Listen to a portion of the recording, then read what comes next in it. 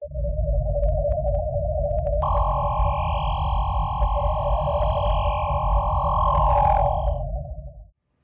there everybody, Boyd here with you again, and welcome to part 4 of our MPC 22-inch Eagle build.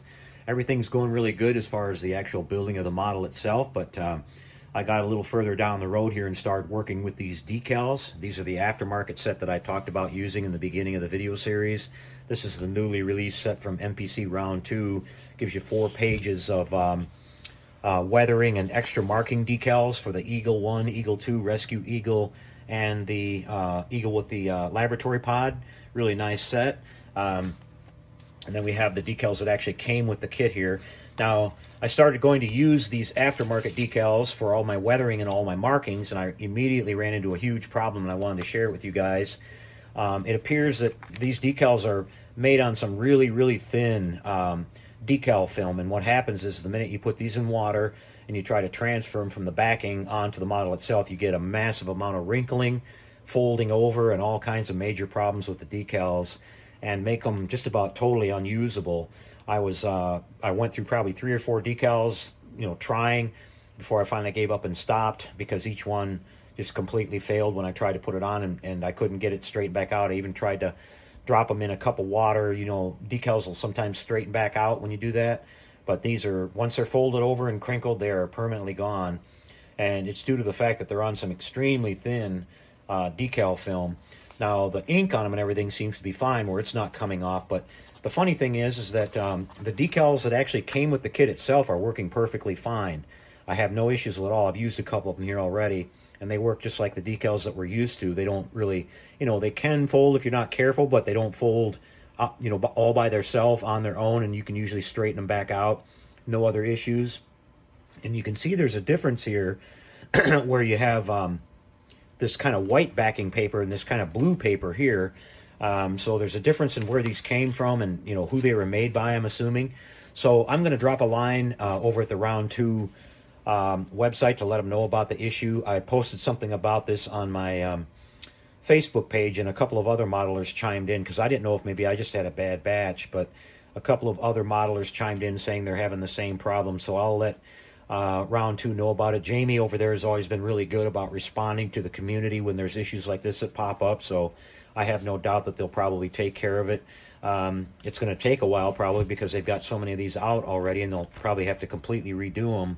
But yeah, there's a real problem. I've been a modeler for a long time, and I've dealt with a lot of decal problems, working with really old decals or different things like that, and I've always been able to make them come out pretty decent. But these beat me right into the ground, you guys. There's just no way I couldn't do anything. Now, I sprayed a couple of coats of clear gloss over the top of these to try to get them to be a little stiffer, and they're still folding up. And the problem you have with that is that you get so much of a clear surface on top here that you lose the die cut quality of these decals. So you're going to have to cut everything out the exact shape that it is, and that's going to be pretty difficult with some of these decals are have really complex shapes and everything.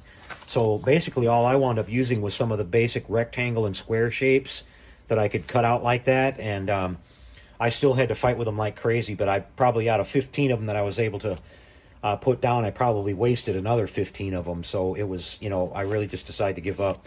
Now, I will point out that there is an aftermarket set of decals for the 22-inch Eagle available, which I didn't know about, from Jerry at HTA Model Works, and I had a look at those, and you get a couple of nice sheets, and you get all the extra markings that you don't get with the basic, the kit decals, and you can do Eagle 1, Eagle 2, and you can do the Rescue Eagle, but I don't think there's anything in there for the, the one that has the pod, which has a lot of, the laboratory pod, which has a lot of extra markings on it, and it doesn't include the weathering decals either. It's just the basic gray, different shades of gray and grayish blue rectangle and square shape patterns, which is nice. In most cases that'd be plenty enough, but I wanted to get this set because it has these shaded panels here that you can see simulate weathering and stuff like that. Well, I've gone ahead now and just started painting all that on, which is, that's fine. I've done that before, but I just thought it'd be nice and convenient with this, and I wanted to show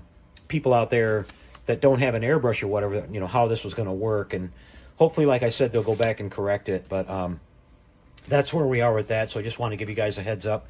Over here, not to end the video on a total downer, we've got quite a bit more work done on the Eagle here. You can see I've got the center part here, the cargo container built. This is really nice too, because they designed this where you can have the bottom detachable, and it's got kind of a nice pressure, you know, kind of a pressure fit there on the bottom, so you squeeze it together and it fits nice and tight. You don't need magnets or anything like that to hold it together. You just want to make sure that the area that separates, you don't paint that, otherwise it'll get stuck. Keep that area clear, and that's going to work out great because I'm going to put my battery and my wiring and everything in here. I'm going to light up this section here, and we're going to light the forward part up here of the cockpit.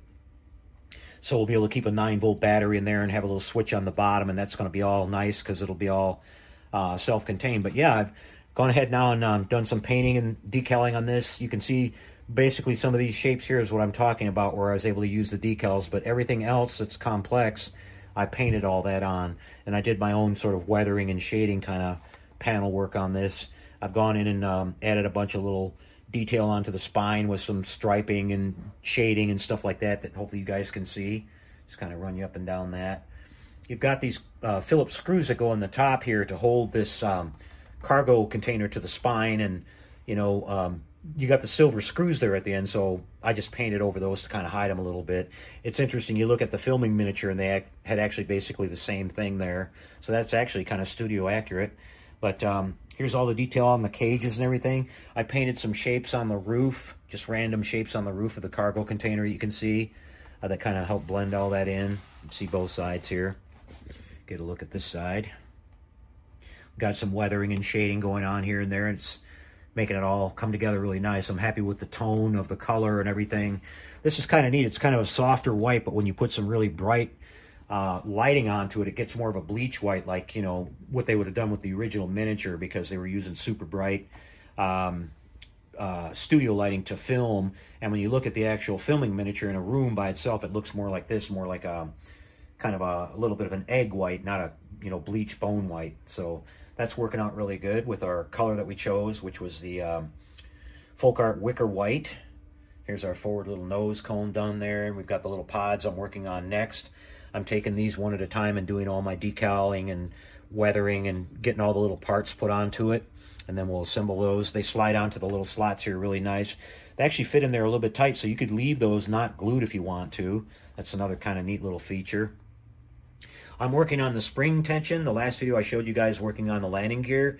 I'm looking around right now for some springs. The little tricks I tried with the kit supplied springs didn't work. The heating didn't work, and the stretching didn't work, so I'm looking around for some extra springs. I may have to make some, get some wire, and just do a, you know, make my own springs, because I want to really get this sitting where it looks like halfway down on the gear when it's stationary. And a lot of it has to do with the weight. Once I get my battery in there and everything's set up, I'll be able to kind of tell on that a little bit more. So we'll cross that bridge when we get to it.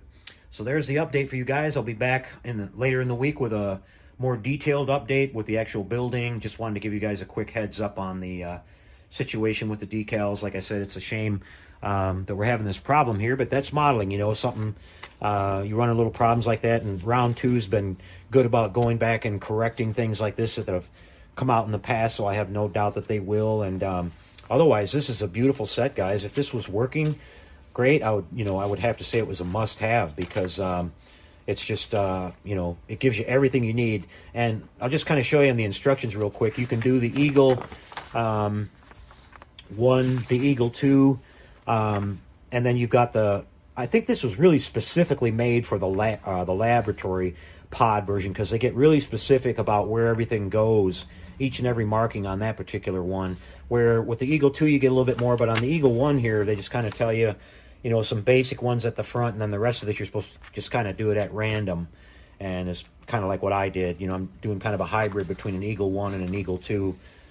There's really no right way and a wrong way with these. They just did so many different versions of these that you really can't go wrong. So it's kind of fun to be able to, you know, play around with this yourself a little bit. So, okay, you guys, well, that's a wrap for this one. Like I said, I'll be back a little bit later this week with a more in-depth update and more progress done. We'll see you then. Take care and happy modeling, everyone.